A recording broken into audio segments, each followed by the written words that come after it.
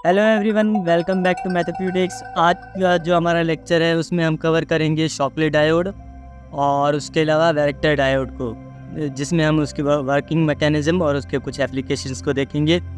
तो आइए शुरू करते हैं। सबसे पहले है हमारे पास शॉकले डायोड।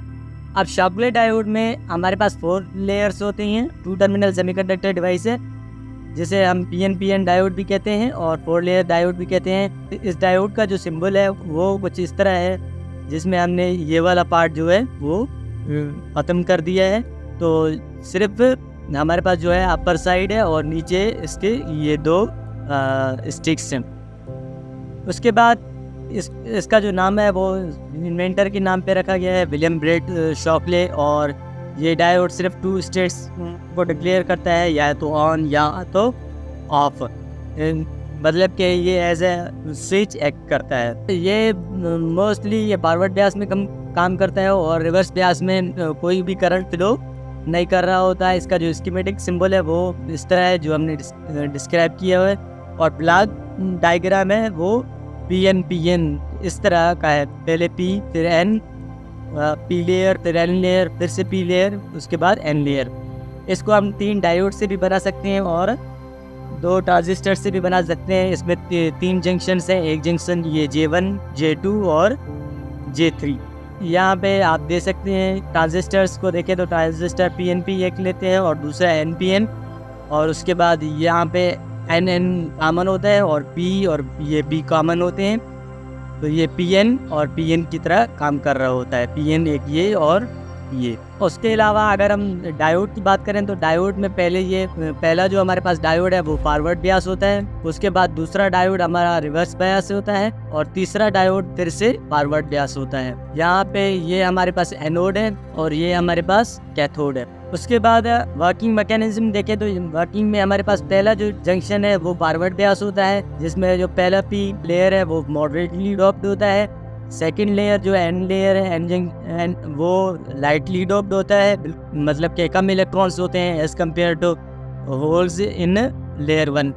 उसके बाद लेयर 3 हमारे पास है वो फिर से मॉडरेटली डोप्ड होता है, और 4th लेयर है जो हमारे पास N लेयर वो हाईली डोप्ड होता है, जिसमें J1 और J3 ये दोनों जंक्शन जो है वो फॉरवर्ड बायस होते हैं और J2 हमारे पास रिवर्स बायस होती है। यहाँ से पॉजिटिव सप्लाई दे और यहाँ से हम दे इसे सप्लाई, ये नेगेटिव और ये पॉजिटिव, नेगेटिव पॉजिटिव। यहाँ से इसे ग्राउंड कर देते हैं और यहाँ से इसे भी ग्राउंड कर देते हैं। तो इस तरह जो अगर हम फॉरवर्ड बायस में इसे चलाएं तो पहले जो जंक्शन 1 और जंक्शन 3 जो है वो फॉरवर्ड बायस होते हैं और जंक्शन 2 रिवर्स बायस होता है।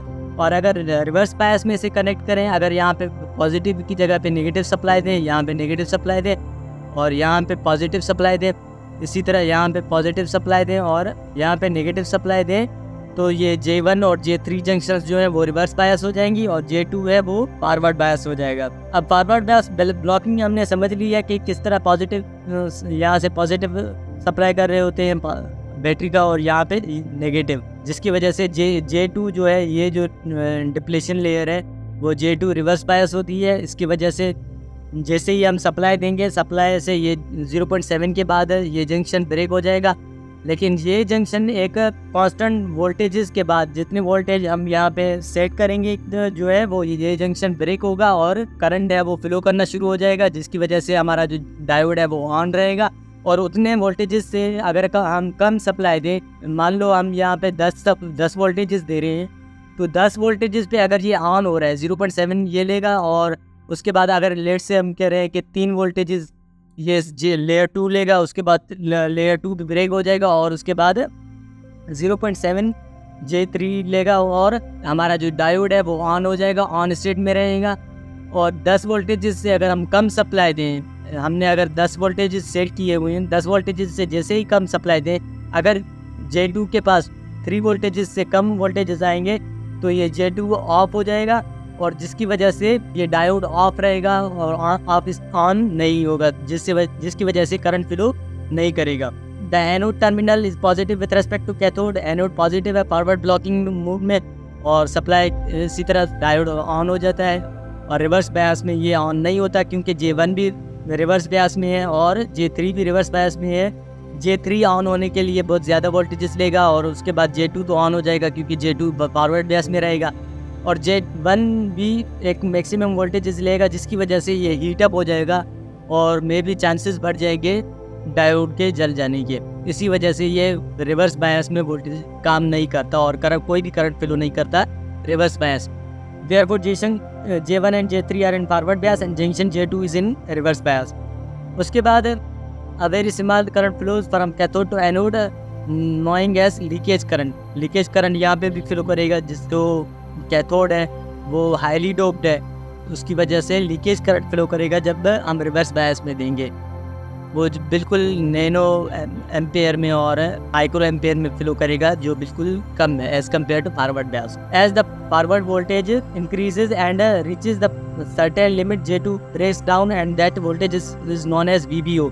इसको कहा जाता है VBO, break over voltage. J2 जिस वोल्टेज पे ऑन होगा, जो हमने सेट किया हुआ है, जिस तरह हमने पीछे एग्जांपल में 3 वोल्टेजेस सेट किए थे, तो उसे कहा जाता है ब्रेक ओवर वोल्टेज। के इन वोल्टेजेस के बाद 3 वोल्टेजेस के बाद डायोड ऑन हो जाएगा और 3 वोल्टेजेस से पहले डायोड ऑन नहीं होगा। Beyond VBO current increases and known as forward current, इसे फॉरवर्ड करंट कहा जाता है। उसके बाद रिवर्स ब्लॉकिंग मोड में J1 और J3 रिवर्स बायस है और J2 सिर्फ फॉरवर्ड बायस है।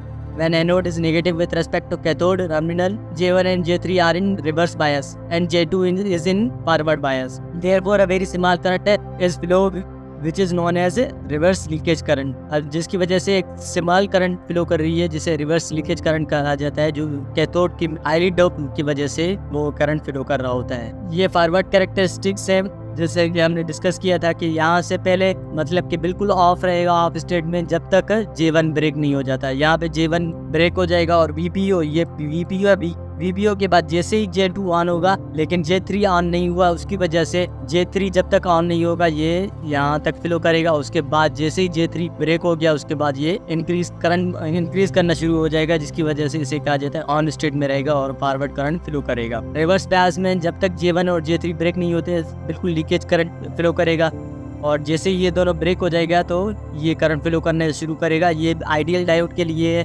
क्योंकि प्रैक्टिकल डायोड में जब तक J1 और J3 ऑन होने के लिए वोल्टेजेस लेंगे, तब तक जो है सो डायोड बहुत ज़्यादा हीटअप हो जाएगा और जल जाने के चांसेस बढ़ जाते हैं। उसके बाद अगर इसकी एप्लीकेशन देखें तो ये रिलैक्सेशन ऑसिलेटर में यूज़ होता है। अब रिलैक्सेशन ऑसिलेटर जो है वो यूज़ होता है मोस्टली जो है हमारे मेमोरी सर्किट्स में यूज़ होता है, सिग्नल जनरेटर्स में, और उसके अलावा टेलीविज़न रिसीवर्स में यूज़ होता है, काउंटर्स में, जो काउंटर्स हार्ट बीट को काउंट करते हैं, उन सर्किट्स में भी ये यूज़ होता है, और उसके अलावा ट्रिगरिंग स्विच में ये यूज़ होता है। उसके बाद आता है वेक्टर डायोड। वेक्टर डायोड एक जंक्शन डायोड है जो एक वेरिएबल कैपेसिटर के तौर पे काम करता है अंडर चेंजिंग रिवर्स बायस या साइनोसाइडल सिग्नल्स के अंडर। ये वेरिएबल कैपेसिटर के तौर पे काम करता है। इसके डिफरेंट नेम्स है, जैसे कि variable capacitor diode, voltage variable capacitor diode. जैसे ही वोल्टेज इंक्रीज करेंगे या डिक्रीज करेंगे उसके अकॉर्डिंगली कैपेसिटेंस चेंज होती रहेगी। उसके अलावा ट्यूनिंग डायोड में भी यूज़ होता है, वेरिएबल रिएक्टेंस डायोड में भी ये काफ़ी यूज़ होता है। उसके बाद अगर इसके स्कीमेटिक सिंबल देखें तो यहाँ पे पहले डायोड बना हुआ होता है, एक नॉर्मल जो हमारे पास P junction diode.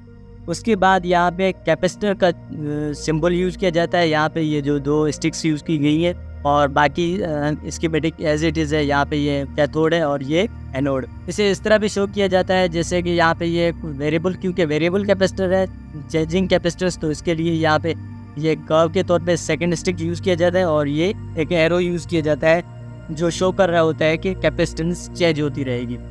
Capacitance working अगर देखें तो ये कैपेसिटेंस का फार्मूला है, capacitance equal to epsilon naught A upon D, जो मोस्टली यूज़ होता है जहाँ पे ये एरिया को शो कर रहा होता है, और D जो है हमारे पास डिस्टेंस बिटवीन द प्लेट्स। अभी इसकी अगर वर्किंग को देखें तो ये चार्जेस स्टोर करता है प्लेट्स पे until the potential difference between plate is equal to the applied voltage.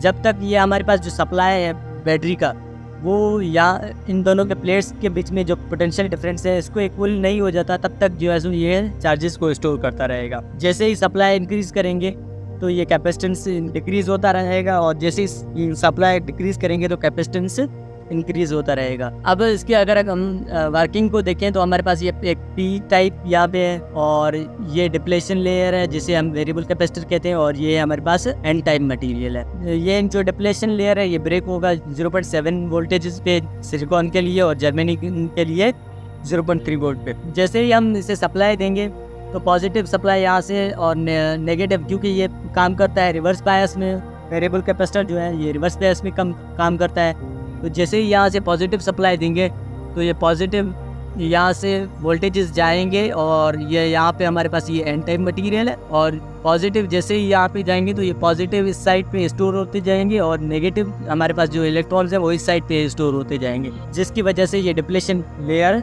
Increase होता जाएगा। जैसे ही डिप्लेशन लेयर इंक्रीज होता जाएगा तो कैपेसिटेंस इसकी बढ़ती जाएगी। जैसे ही डिप्लेशन लेयर इंक्रीज होता जाएगा तो इन दोनों के बीच में ये जो प्लेट्स हैं, ये हमारे पास एक प्लेट ये है और दूसरा प्लेट ये है, इन दोनों के बीच में जैसे ही डिस्टेंस इंक्रीज होता रहेगा तो डिस्टेंस इंक्रीज होने की वजह से कैपेसिटेंस डिक्रीज होगा, और अगर हमारा सप्लाई जो है वो कम होता जाएगा तो यहाँ पे जो डिप्लेशन लेयर है वो डिक्रीज होती रहेगी, जिसकी वजह से कैपेसिटेंस इंक्रीज होता रहेगा। उसके बाद potential barrier also increase with increase in depletion layer. Depletion layer increase करने की वजह से पोटेंशियल बैरियर भी इंक्रीज होता है, और the process will continue until the potential difference of depletion region is equal to the applied voltage.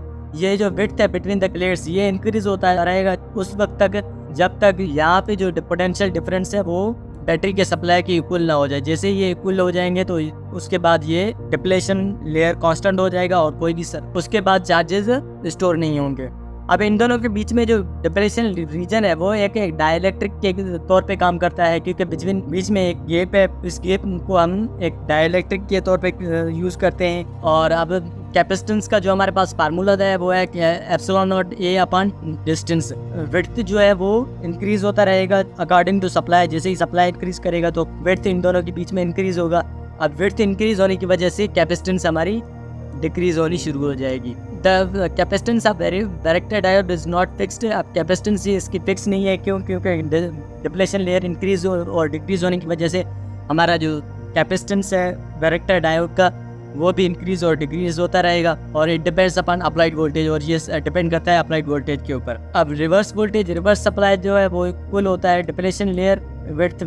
ये चीज़ हमने डिस्कस की गई है कि कैपेसिटेंस जो है वो डायरेक्टली प्रोपोर्शनल टू है 1 अपॉन डिस्टेंस के। अब जैसे ही डिस्टेंस इंक्रीज होता है तो कैपेसिटेंस डिक्रीज हो रहा है, और कैपेसिटेंस डिक्रीज होने की वजह से डिप्लेशन लेयर इंक्रीज हो रहा है। उसके बाद आप प्लॉट को भी देखें तो कैपेसिटेंस पहले अगर हमारा जो रिवर्स वोल्टेजेस है, रिवर्स वोल्टेजेस अगर कम में यहाँ पे अगर जैसे ही कम होते जा रहे हैं, अगर हम जीरो करते हैं तो कैपेसिटेंस जो है वो मैक्सिमम हो जाता है, और जैसे ही सप्लाई हम इंक्रीज कर रहे हैं, सप्लाई इस तरफ इंक्रीज होता जा रहा है तो हमारा कैपेसिटेंस जो है वो डिक्रीज होता जा रहा है। उसके बाद अगर हम इसकी एप्लीकेशंस देखें तो ये एफएम रेडियो में यूज़ होता है, और टेलीविज़न रिसीवर्स में एडजस्टेबल बैंड पास फिल्टर्स में यूज़ होता है, जहाँ पे हमें फिल्टर्स को एडजस्ट करना हो। कैपेसिटेंस और इंडक्टेंस के रेजोनेंस सर्किट्स में यूज़ होता है। लो नॉइज़ माइक्रोवेव एम्पलीफायर्स में भी ये बहुत ज़्यादा यूज़ किया जाता है। आज का लेक्चर हमारा यहीं पे ख़त्म हुआ। मिलते हैं नेक्स्ट वीडियो में।